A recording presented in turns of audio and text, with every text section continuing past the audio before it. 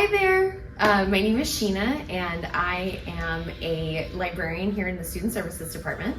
I work with students in the STEM fields, primarily folks who are in the College of Biological Sciences and the College of Agricultural and Environmental Science. You may see me in your classroom. I do a lot of library sessions for folks coming to their class, or you may see me here at the library offering workshops. We can also meet via Zoom or in person in my office for research consultations if you have any questions. My name is Matt Connor. I am a student services librarian. I've been with the library since 2008.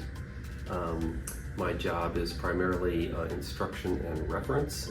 So the reference is some in person, but more so online.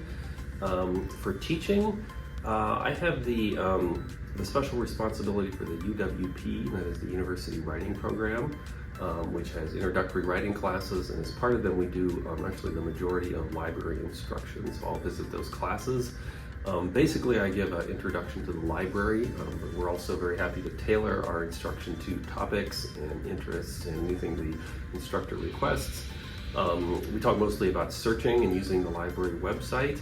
In addition, we're developing kind of a new involvement in the library, which is to get into the composing process, a long procedure whereby people get sources and turn them into a paper. Okay, that was formerly the province of the writing instructors. We now try to help with that with a new class of technology called citation managers.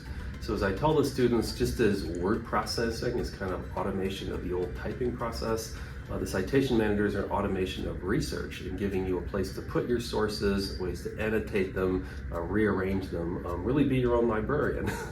So that will help seamlessly in the composing process. So that's kind of a new development with all of our classes. So yeah, those are my core responsibilities. Hello, my name is Melinda Livas and I am one of the STEM librarians here at UC Davis. My liaison areas are engineering, so I cover mostly mechanical engineering, civil and environmental engineering. I also cover aerospace engineering, as well as computer science, physics, mathematics, and statistics. Hi, my name is Melissa Browne. I'm a librarian in the Student Services Department, and I support education in the social sciences. So I meet with students one-on-one to help them with their information research, and I also teach classes on getting started with research. Hi, my name is Lee Riggs. I work here at Shields Library and have done so for the past 35 years. I currently work in student services and I help with instruction and outreach. I'm a Davis native and I'm an Aggie alumnus. And what I do is help people get started using the library. I do tours, orientations, workshops. I answer reference questions. I work in our chat service, which is a 24/7 chat service, so you can ask a question anytime, day or night, and someone will answer it live. And I help undergraduates get started with the library. And if I can't answer their question, I have a whole bunch of colleagues that I can share the questions with. As you can imagine, working in a library, I read a lot of books for pleasure, and I enjoy history and biography and science fiction, but I also like detective stories, and I read quite a few this summer. And the books that I like often have a real sense of place, and they describe or make you feel like you visited somewhere else. And one of those is by Donna Leon. She writes about a detective in Venice, Italy. And Ian Rankin writes about a police detective in Edinburgh, Scotland. And those are very interesting. You really feel like you've been there. And Andrea Camilleri writes about a detective in Palermo, Sicily. And each of those really makes you feel like you've been somewhere else and seen what's happened in that city. So surprisingly, my favorite book that I read over the summer was actually a children's book, The Berry Song, and it is this beautifully illustrated book by a Tlingit artist. So they're coastal Salish, and it goes through all of the berries that they can forage in the woods, and it's about a grandmother teaching her granddaughter how to forage berries in the woods, and they sing this beautiful berry song, and the artwork is just incredible, and I got that for my niece. I am a huge Brad Thor fan. He basically writes about clandestine Secret Service type of thing, and I'm just fascinated with that type of work. To be honest with you, if I could, I would be a CIA agent.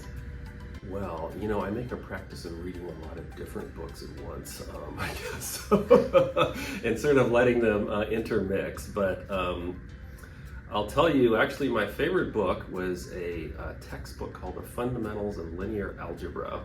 So I'm kind of a self-studier in math. I never actually did that great in college, but I always thought there would be more. So now with the internet, I'm studying on my own. And this is a branch of mathematics that generally comes after calculus. It has to do with matrices and discrete math. And they're all different flavors of textbooks, and they've improved a lot. And this one was actually making sense to me. So, without the pressure of tests and whatnot, I was just kind of working the problems and making myself smarter. So yeah, that's how I put in the time. Okay, actually, I don't know that I read anything that amazing over the summer, but I'm reading a book right now called The Sea by Iris Murdoch. And it's beautifully written, and it really shifts very seamlessly between the past and the present. And the narrator of the book is a very interesting character, and it's sort of hard to tell if what he's actually describing is real or not. So it really sort of leaves you questioning as a reader. So an interesting project that I helped a student with was he was doing research on electric cars, and I was helping him find data relating to electric cars spanning back from 2005 to the current time. Very cool, fun project. Oh gosh, recently I've had a slew of really interesting questions from students taking an upper division writing course that focuses on elementary and secondary education. So the students are basically trying to look for sources that connect a particular pedagogical approach with a particular subject matter in a particular educational context. So I've had a lot of fun helping those students track down sources. I think the most unusual research project I have worked on with a student was for chrome hydrosis. So chrome hydrosis is when you have pigmentation in your sweat, and it is actually a symptom of heavy metal toxicity. So folks, be very careful about the kinds of supplements that you buy online. And that's another reason why research skills are important, so that you research supplements before you eat them and take them, because you do not want to sweat blue. I guess we have a new outreach program with the SEED Scholars. They're students with intellectual disability. So I've done a certain amount of research on incorporating them into the library. So we're trying to cultivate their interest in topics, like I said before, and find things to match. So a student said, I want to learn about science. I said, okay, well, what part? She said, the part with Albert Einstein. I'm like, okay, we're gonna work with that. I guess that's kind of your biggest, most challenging question I've had. I answer a lot of questions from undergraduate students, researchers, faculty members, community members, and they are all over the place. Recently, I had a very difficult question about the reference range for mean canine arterial pressure. So veterinary medicine related, and other times people ask, they need help renewing a book. So it's all over the place. It's what I heard when I was on the other end of library instruction back in college. So at the end, the librarians would always say, and always feel free to ask your librarian. So that's kind of what I say now. Don't expect to know all this. Help, contact us any way you can. And now we're much more connected remotely than I ever was before. So that is probably the number one tip. Don't be afraid to ask. Other than that, I would say just kind of be adventurous and follow your own interests, because it's much easier to take an interest and then follow it than try to make stuff up and follow procedures. So we really try to cultivate the student interest and make that kind of the priority. My biggest tip for students new to using the library would be don't be afraid to ask questions. That's what librarians are here for. You have access to so many amazing resources through the UC Davis and UC libraries, and librarians are there to connect you with all of those amazing resources. So come ask us when you have questions. My one suggestion for students new to the library is to ask questions. If you have a question, we are here to answer it. Our website has recently been redesigned. I think it's very user-friendly, but there's all kinds of ways to talk to a live person as well. And there is no such thing as a dumb or a bad question. That's our job. We are here to help you.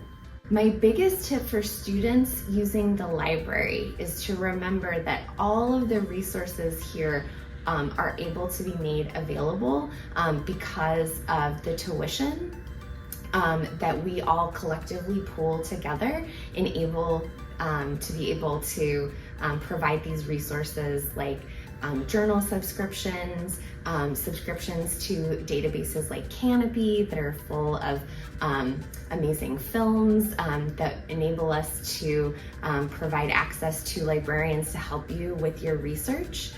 So I just really encourage you to make use of the library during your time here because this is an opportunity for when you have someone who's willing to be able to take the time to meet with you and walk you through the research process, and we're all here to make sure that you feel confident as a researcher. So please utilize the resources through the library while you're here at UC Davis. My biggest tip is visit the library. There's so much amazing resources here, so many amazing resources here. Once you visit the library and become more comfortable with the space, then you'll probably become comfortable with asking us for assistance when you need it. So I guess maybe what I would say is through the library you have access to a lot more than just books. So I'd really encourage you to make use of all these amazing resources that we have. Okay. We're here at the library to help you, and just come talk to us. That's our job, so we're here to help you. Don't be afraid to check us out. You know, the librarians, we're very friendly. We are, I like to say, user-friendly. So if you need any type of assistance, just reach out to me. I am here to help you with your research. You know, I guess the purpose of college is to figure out where you're going to go next. And if someone had told me back then you'll be a librarian, I would have thought, no way. But now that I'm here, I think this is the most wonderful thing in the world.